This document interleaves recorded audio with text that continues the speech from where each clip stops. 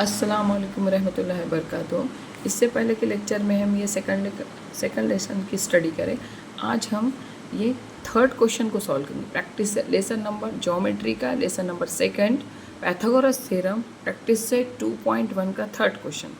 ये क्वेश्चन में figure given है, तुमको ऑलरेडी गिवन है फिगर क्यू पी आर, और ये 90 डिग्री है, पी एम है 10 और क्यू एम है 8, और आपको क्यू आर फाइंड करने का। क्या फाइंड करने का? क्यू आर फाइंड करने के वास्ते हमको सब में पहले एम आर फाइंड आउट करना पड़ेगा। और जब भी आप कोई भी मैथ का क्वेश्चन सॉल्व करते थे सब में पहले हम गिवन थिंग राइट करेंगे। गिवन को बोर्ड आपको हाफ मार्क्स देता है। क्वेश्चन में क्या क्या दिया हुआ है, गिवन मीन्स क्वेश्चन में क्या क्या दिया हुआ है। क्वेश्चन में क्या क्या दिया हुआ है तुमको?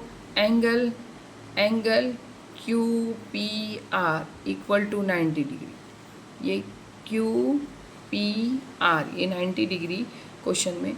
और क्वेश्चन में है segment P M perpendicular segment Q R, यानी पी एम है परपेंडिकुलर क्यू आर का। इसकी मीनिंग हो ये भी 90 डिग्री, यानी ये भी 90 और ये भी 90। और क्वेश्चन में है क्यू एम इक्वल टू 8, ये क्यू एम 8 है और पी एम कितना है? P M equal to 10। यानी गिवन राइट करेंगे हम, हमको हाफ मार्क्स मिलेगा बोर्ड। जब भी हम राइट करेंगे क्वेश्चन में, मैथ के क्वेश्चन में सब में पहले क्वेश्चन को 2-3 टाइम्स रीड करेंगे हम, जो क्वेश्चन है हमारे पास। उसके बाद गिवन क्या है और फाइंड क्या करने का, ये हमको अच्छे से मालूम होना। फाइंड क्या है? क्यू आर फाइंड करने का। तो बच्चे परेशान हो जाते, तो क्यू आर डायरेक्ट कैसे फाइंड करेंगे? पहले एम आर फाइंड करेंगे हम ज्योमेट्रिकल मीन के फॉर्मूले से, फिर हम इसको क्यू आर फाइंड करेंगे। ओके, अब हमारा फॉर्मूला क्या है?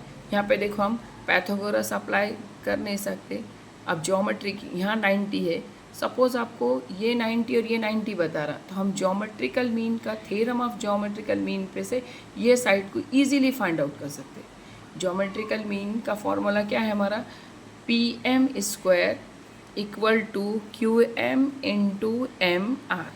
ज्योमेट्रिकल मीन का फॉर्मूला है पी एम, यानी उसकी कंडीशन क्या है? ये भी 90 होना और ये भी 90 होना, तो ज्योमेट्रिकल मीन का फॉर्मूला अप्लाई होगा आपका। Theorem of geometrical mean apply कब होगा? ये भी 90 होना, ये भी 90 होना। Q R P M square equal to Q M into M R. यहाँ राइट में साइड में लिखेंगे हम theorem of geometrical mean, theorem of geometrical mean, theorem of geometrical mean. अब पी एम की वैल्यू क्या है आपके पास? 10 है। पी एम क्या है? क्वेश्चन में ऑलरेडी गिवन है। और क्यू एम भी आपके पास 8 है, sorry 8 into M are.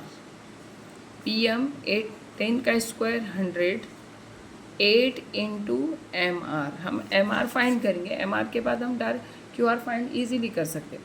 M R equal to 100/8। ये मल्टीप्लिकेशन में है तो डिवीजन में जाएगा।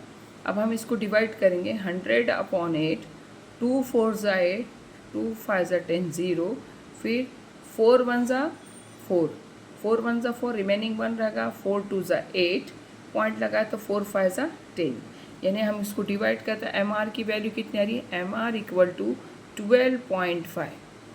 एम आर डायरेक्ट हम 8 के टेबल से भी उसको डिवाइड कर सकते हैं, ये चीज़, या 2 के टेबल से भी या 4 के टेबल से भी। एम आर इक्वल टू क्या है? 12.5। अब एम आर कितना आ गया आपका?